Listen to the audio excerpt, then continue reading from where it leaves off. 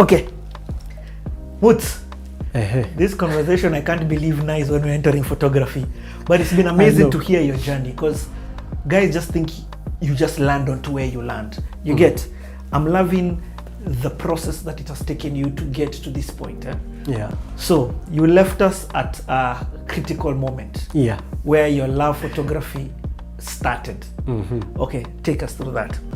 Yeah, so that was in 2008. I was in 5th year in JKUAT. Then Bupe comes visits like he will always do every few weekends. He says, hey, there's a guy you need to see. A Kenyan guy. Website, opens the website, jimchuchu.com. I'm like, this was done by a Kenyan. First of all, let me just paint context. For those who don't know Jim Chuchu, not only was he a photographer, at the time he was in the group Just a Band. Was founding member of Just a Band. Yeah. So the Makmende era of that group Just a Band, which now Blinky Bill has exploded, is there with David Beckham. Yeah.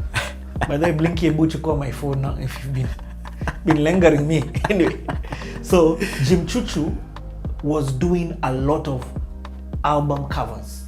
Yes. I mean, he did Juliani's Mtama. He did Juliani's, yes. Atemi. Yeah. Yes. He did Atemi. Because I had a folder of Jim Chuchu images.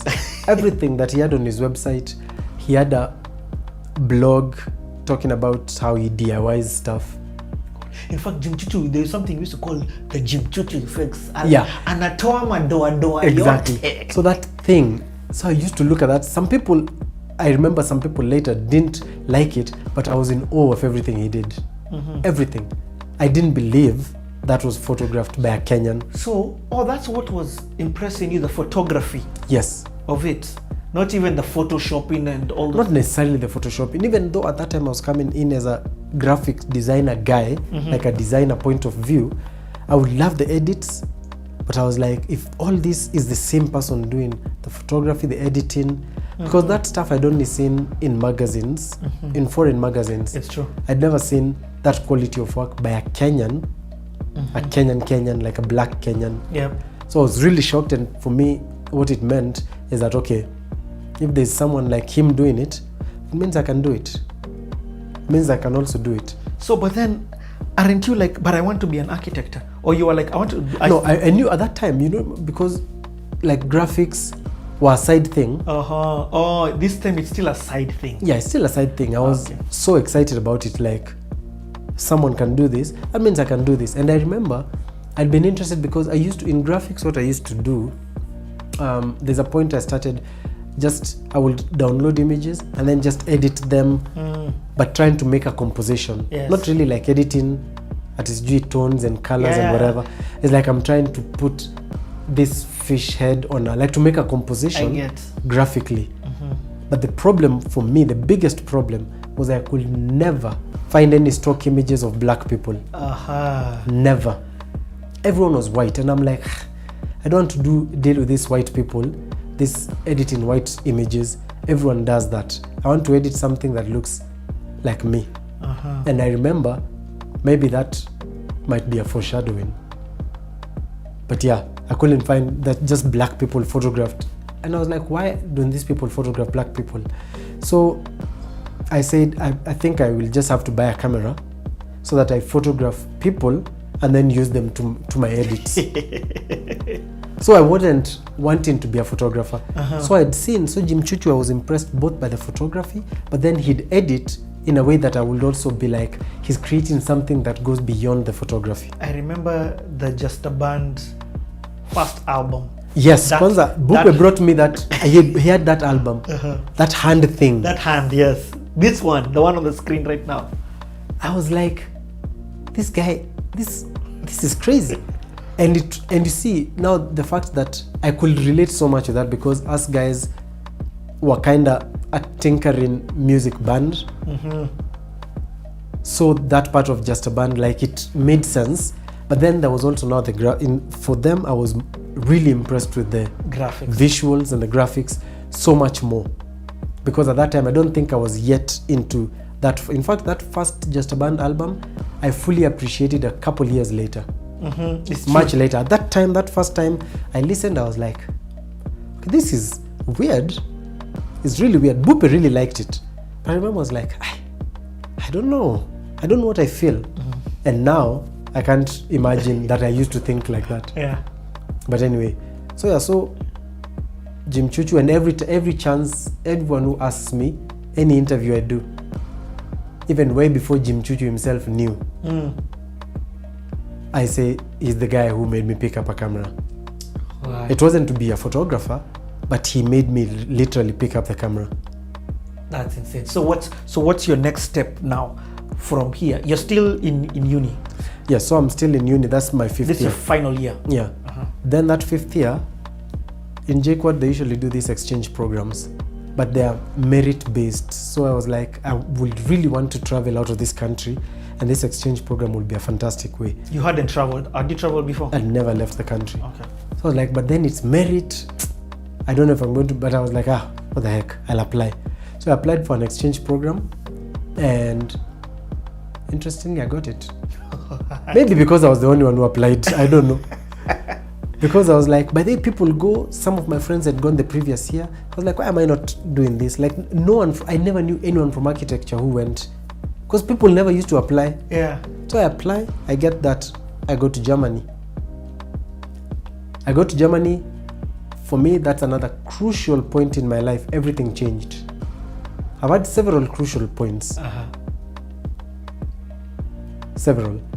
Two of the most important ones in my life. One was when I was in first year in Campo. I failed a class and I needed to repeat the year. And it was the first time that in my life it hit me that I am in charge of my life choices. That things I do could make my mom disappointed, could make my aunties and friends feel bad. They'd be like, they might be ashamed, but they don't have to go through the thing. You don't have to deal with the consequences. The consequences are mine. I remember thinking to myself, I don't tell my mom, she'd be so disappointed. But I was like, but I'm the one who still has to do the extra year. It's me. She might be disappointed, but she will go on with her life. I'm the one doing another year. It's my year being affected, not hers. And that changed everything. For better or worse, it changed everything that I've done in my life, because I'm always like, the consequences are mine. As long as I know the consequences are mine. So for better or worse, I'll do this thing. It just helped me count the costs. I'm like, do I want to do this? But I don't allow myself to be crouched by, but what will they think? Yeah. I'm going to disappoint. Like, yeah, you guys will just be disappointed. You're not the one who will be in debt. Yes. You're not the one who will be broke.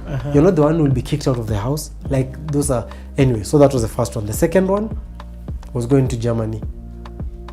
When I went there... For you, you're putting the scale of going to Germany on that scale, on that way. Because I think if I never went, as much as Jim Chuchu's work made me pick up a camera, if I never went to Germany, I don't think I would have ever become a photographer.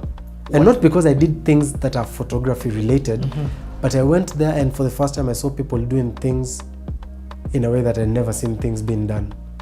Give us examples of... For example, for one, I was working in a school of architecture. My boss was a professor of architecture. So I go there, and the students, their projects, I look at their projects and I'm like, these guys are allowed to be simple in a way that in JKUAT, no lecturer will ever take that. But because they're allowed to be this simple, the lecturers there understand that it's what you want the project to be and not how complicated it looks. And I realized in our school system, it was all about how it looks. Does it look complicated enough? If it didn't, then you're wasting time. But you can do complicated things, like you can have very simple or very useless ideas and manifest them in a very complicated way. That's why you'll have people launching a simple bridge with a ribbon. You know what I mean? Like, it's trying to do a process that's so complicated, like the looks of it. Yes, I get it. Is what we are most concerned with, as opposed to the function of it. Yes, I get it. So I go here, and most of the students, their stuff, like I'd look at them, I'd look at some projects, and it's just a box. And I'm like, but what's interesting in that? And then start talking about why it's a box. And you're like, you see, this is it. It's like it's the explanation that determines what the thing looks like. The purpose of even of the creation. Yeah. So it's that which changes it, and I apply that in my photography. It's what do I want to achieve. The end product determines my process. It's not thinking, oh, I'd like to do something with this process, so what will I do? It's a thing of, it's the destination, then it determines the process. And now it doesn't mean like the destination will have to be rigid. So for me, that way of thinking, it really challenged what I knew. And then at the same time, it challenged how I saw, because in campus, I'd always felt, I think I've always all my life kind of had an outsider thing where I don't necessarily fit in with all the ideas that are around me. And I don't feel like I wanted to be forced to do anything if I'm not ready for it. I didn't want to be forced to interact. Like, why should we be forced to interact with others? It's like, if it happens, it will happen. So in university, I'd struggled a lot with my lecturers. Like, when I feel, sometimes it was my kichwa ngumu, but like sometimes I do a design and I feel like this design specifically has gotten to the end of its progression. But because for lecturers, for most of them, they can't teach you that, okay, that's at the end. What does that mean for the process? Like, they want you to know that design never ends. But I understand that design never ends, but at the same time, I understand that the design of this particular thing is at the end. Unless you want me to... You challenge the status quo. So I fought a lot with my lecturers. We fought, but the good thing is that we'd fight, I'd implement a bit, I'd take what I need to take. Like, you can say a lot, and I'm like, you've said a lot, but only 10% is useful. I'm going to take that. All this 90 is not for me. You might be mad because I didn't take the 90, but it was useless to me. So I'll still take what I need, but it might be a very little part, and I might implement it also in a way that you won't. So I always had issues with our teaching process, and now as a parent, I still have so many issues with the way kids are taught. That story for another time. I get it. So by the time I go here and I find people who are not inhibited by the same things that inhibit us in JKUAT, I was like, this is crazy. These students are learning things on another level, and they can be focused really on the creativity. When you're not focusing on, oh, I need to have this thing so that it looks like I've worked. What you can focus on is your idea. What's your idea? What do you want to achieve with this thing that you're building? And then, how does it need to look to achieve that thing you want to achieve? Exactly. Then at the same time, I went to Berlin while in Germany. My internship was in a small town called Detmold. But some friends said, hey, my neighbor was like, I'm going to visit my brother in Berlin, let's go. I was like, yeah, let's go. So I went, I met his brother, her brother, and his girlfriend, and they were students of graphic design. And then again, they were doing crazy things. And that's where I learned how a camera works. What? As a by the way. Yeah. Like, she had a camera there for class that was, it was a dummy camera that just you collapse like this. You see this, the prism, this is what reflects, this is what the shutter, this is what happens. It shuts down. Of course, I wasn't interested in photography, but I thought that was really exciting information. Yeah. So she says, oh, it shuts down like this, it opens, that's how it records the image. So I've discovered how camera works. Graphics, the way these guys were doing it, I was really impressed, and I was excited. What impressed you about how they were doing it? I just felt, I always felt like my process in university, like I always felt like in my project, or rather in our as students, we needed to do it in a way that impresses that lecturer. Meaning, as students, our limitation was the limitation of the lecturer. Meaning, if the lecturer's ceiling is right above my head, as a student, that's my ceiling. Because that's all that they will allow me to get to. Because no Kenyan lecturer, or at least my lecturers, were not lecturers that will allow you to do something that they cannot imagine. So I would always like, just because you can't imagine it, I get. Why is it limiting me? What's the problem? What's going on? These things are possible. And then we had the internet also, which the teachers were not using because they're of another generation. So we go online and we are seeing things happening all over the world. And we come, we tell our lecturers, yeah, so for this project I'm going to do, and they say, what do you mean? No, you can't do that. Like, we even print research. Like, so according to what I found. And one lecturer, I remember saying, here's what is happening. If you do that, you're going to fail my class. So like, so it's not about learning. It's about doing what the lecturer wants us to do. For a lecturer of design, that's not just being in the box. That's in fact using the box in the smallest way possible and hammering yourself in the box and then expecting us to follow you into that box that barely has space for you. Dude, that must have been frustrating. So that had always been frustrating, even though I didn't know why or how. I get now it. I go to Germany and I find people who are like on the opposite, where literally anything goes. In fact, as when long as bring you the can. box, Yeah. they are sometimes like, They throw it away and they start talking. So for them, it's like anything goes. Anything. As long as you can defend it, explain what your thought process is. If you make sense, fine. If it doesn't make sense, that they will challenge your thought process, not just necessarily your product. I get. The guy will most likely be, okay, if you're saying that you want to achieve this and this, don't you think that maybe a circular form is best to achieve that than this square form you've done? And you'll be like, by there you have a point. Then you can change the thing because it's coming from your place of thought. And for me, most of my life, I feel like that's how I've always imagined things. Like the thought process determines the final product. But you hadn't been in an environment that was allowing that to happen. That. Yeah. So, okay. But, so explain to me, when you're there doing your 5th year, that's part of your 5th year. So that's my 5th year internship. Internship. That internship, I did it out. And then remember, in 5th year, that's when, in 5th year, during that internship, you figure out what you want your thesis to be like. Because the whole of 6th year, we don't have classes. You just write in a thesis.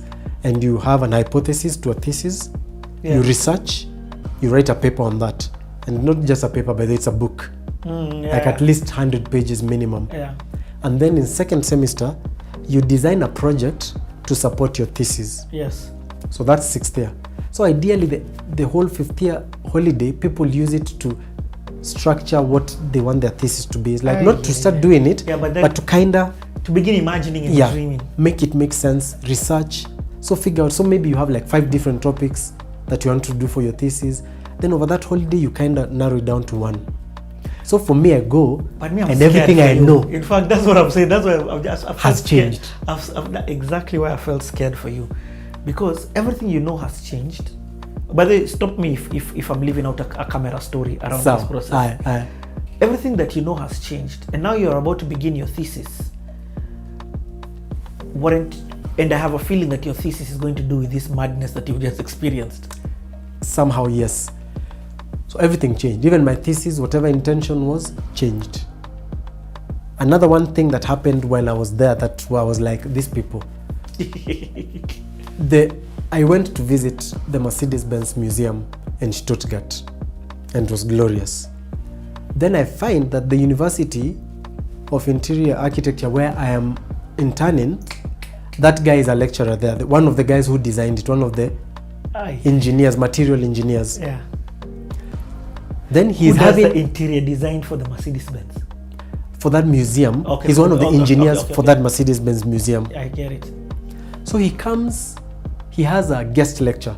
He has like a lecture that's just for anyone. Anyone can. It doesn't really add to your points, but if you want, you can come on materials. So my lecturer, like my boss told me, I was like, I definitely want to. So I went for that lecture. And the guy starts by saying how, well, the challenges, like some of the stories while they're dealing with the museum. But that's not the most interesting thing that sticks to me. He talks about this concept car by BMW that was a cloth car, like the top. So it's a framework, but the top they were using only cloth. And I'd seen that car at the BMW museum because I'd done a trip with a friend down. Stuttgart is just near Munich. So we'd gone to Stuttgart. He was going to start an internship there. I joined him.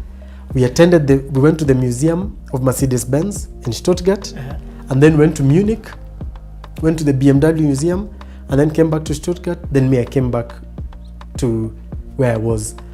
So he's talking about the Mercedes-Benz museum. It's fresh in my mind. I was there just 2 weeks ago. Yes.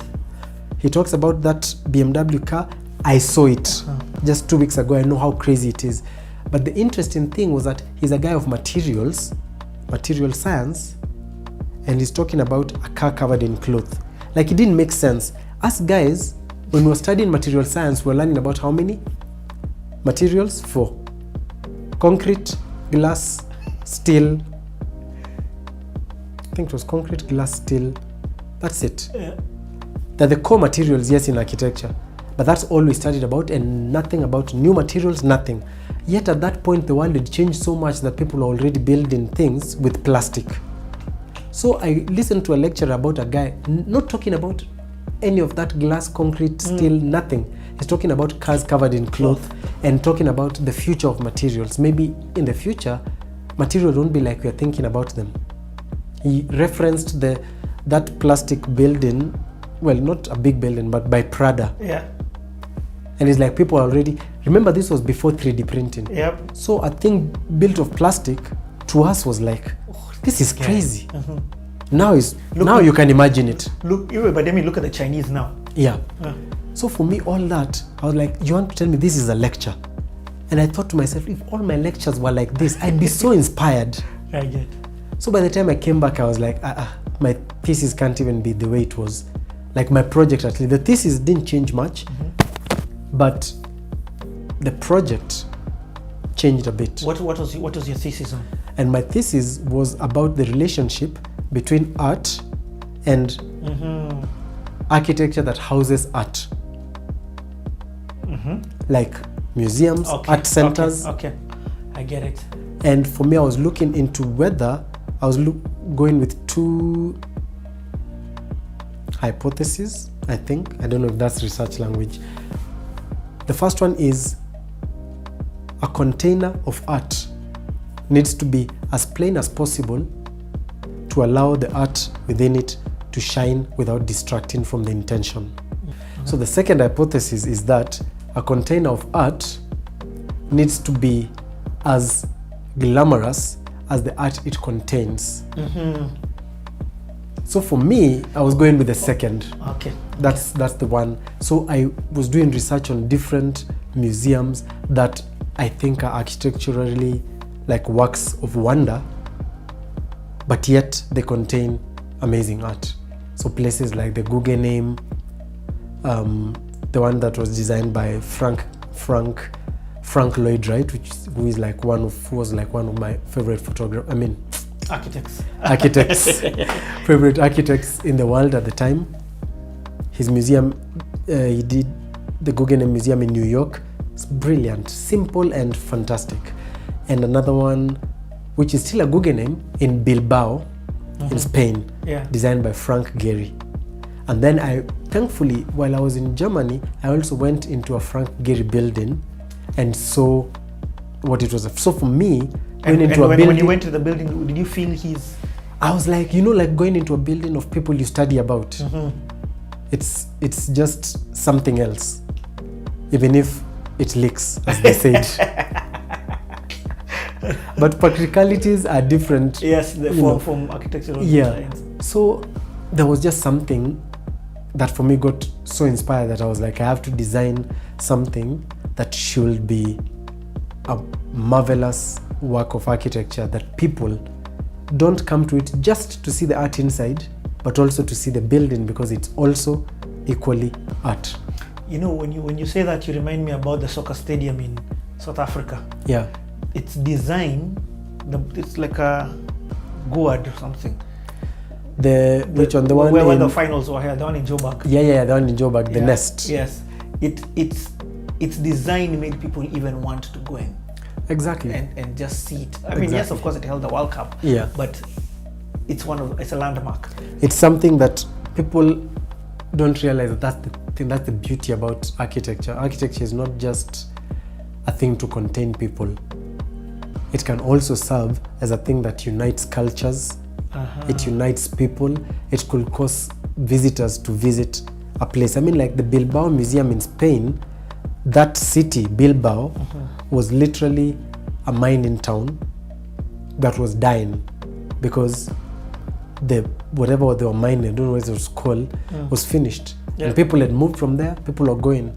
And the mayor of that town decides he's going to sink in more than $1 billion, maybe $1 billion, which at the time was a lot of money, into building a museum. And it didn't make sense. Like they said, there's no one in this city. Why are we building a museum for $1 billion? And when that museum was built, in the first year, it attracted 1 million visitors to the museum. That's insane. 1 million visitors. Let's not even talk about the people who come to the town exactly. and don't even care about the museum. 1 million visitors. Like, that's not a small thing. You get, that's insane. So the power of architecture is one thing that I feel so sad that we have not been, like, we've not harnessed. We don't see the value in that. I mean, even the new opera hall in, is it Hamburg in Germany? They've done a new opera hall that is basically booked solid for the next 2.5 years. 2.5. Oh, I saw it. Actually, so even it's absolutely crazy. I don't even want to go inside. Yes, I know. And it's like an old, I don't know if there's a shipyard or something like that they put something on top, and it's absolutely marvelous. It's ridiculous. And even the design of it or the building of it was in such a way that the voice could carry. Yes. Even it's the most acoustically well, like the most acoustically designed building in the world right now. Like the tiles that are inside the hall that cover every single surface inside, none of them look the same. That's insane. That means they distribute that sound in every different direction. Yeah, in fact, they were saying it doesn't matter if you're on top, it doesn't affect us. Now it's no longer like where there were prime positions. Exactly. It doesn't matter where you are. And I'm like, see that people don't even need to go inside. Like, you don't need to visit Hamburg to get an opera date. You might not even care about opera, but I still want to go to photograph that museum. It's like I like Formula One, and if I'm to go watch a Formula One, I want to go to Singapore because of how the place looks. There's like a building there that watching it from that place is just insane. Yeah. So okay, let me ask you. Yeah. You finished a thesis. How was it received? So I finished that comeback. I did very well. In fact, my 6th year was fantastic. It was glorious. It was in the high 90s percentile. What? So it was inspired. It was inspired. So if you never went to Germany, you wouldn't have gotten that. Honestly, if I hadn't gone to Germany, I don't even think I would be a photographer. There are so many small things that I would probably still be employed. Like, my life would have been very simple. Life of an architect, just doing what I'm supposed to do. And it's successful, being successful. Yeah, I might have been successful also. Like, maybe I might have even been successful than now, but successful is relative. I don't like using the word successful. Exactly. Because it's not just about money. Yeah. So the thing is, honestly, I mean, anyone who does me, I don't think I would have been a bad architect. Like, I didn't leave that field because I didn't like it. I enjoyed it. I just enjoyed something else more. So now, do you become an architect? So yes, I do my thesis. I graduate from university in 2009. I'm done. I leave.